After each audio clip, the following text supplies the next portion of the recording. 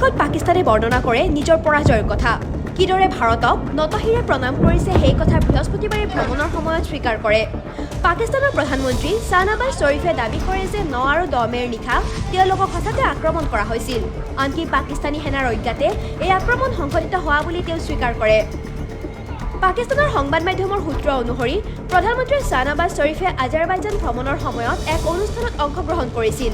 তাতে তেওঁ কয়, অছিম মুনিৰৰ নেতৃত্বত আমি ১০ মেৰ পুৱা নামাজৰ অন্তত ভাৰত আক্ৰমণৰ কথা পৰিকল্পনা কৰিছিলোঁ, কিন্তু পোহৰ হোৱাৰ আগেয়ে আমাক আক্ৰমণ কৰা হৈছিল আৰু ব্ৰহ্মছ ক্ষেপণাস্ত্ৰ প্ৰেৰণ কৰা হয়। শ্বৰীফে লগতে কয়, আমাৰ সৈন্যই ফজৰৰ নামাজৰ বাবে অপেক্ষা কৰি আছিল। তাৰ পিছত ভাৰতত আক্ৰমণ হ'ব, কিন্তু তাৰ পূৰ্বে ভাৰতে এটা ক্ষেপণাস্ত্ৰ নিক্ষেপ কৰিছিল। ভাৰতে ৰাৱালপিণ্ডি বিমানবন্দৰত ক্ষেপণাস্ত্ৰ নিক্ষেপ কৰে। পুৱাই গম পালোঁ যে এই সকলোবোৰ ৰাতিটোৰ ভিতৰতে ঘটিল। অছিমে মোক ফোন কৰি সকলো কথা বৰ্ণনা কৰে। পাকিস্তানক নিশাৰ ভিতৰতে শেষ কৰিবলৈ ভাৰতে ব্ৰহ্মাছ ব্যৱহাৰ কৰিছিল। এই ইংগিত দিয়ে উত্তৰ প্ৰদেশৰ মুখ্যমন্ত্ৰী যোগী আদিত্যনাথে।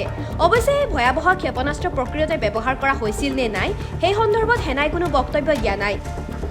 উল্লেখ্য যে এক প্ৰতিবেদনত জনোৱা হৈছে যে ভাৰত আৰু পাকিস্তানৰ সংঘাতৰ সময়ত ভাৰতে সুখয় যুদ্ধ বিমান ব্যৱহাৰ কৰিছিল আৰু চুবুৰীয়া দেশখনৰ সামৰিক আৰু সন্ত্ৰাসবাদীৰ ঘাটিত মুঠ ১৫টা ব্ৰহ্মাছ ক্ষেপণাস্ত্ৰ পেলাইছিল।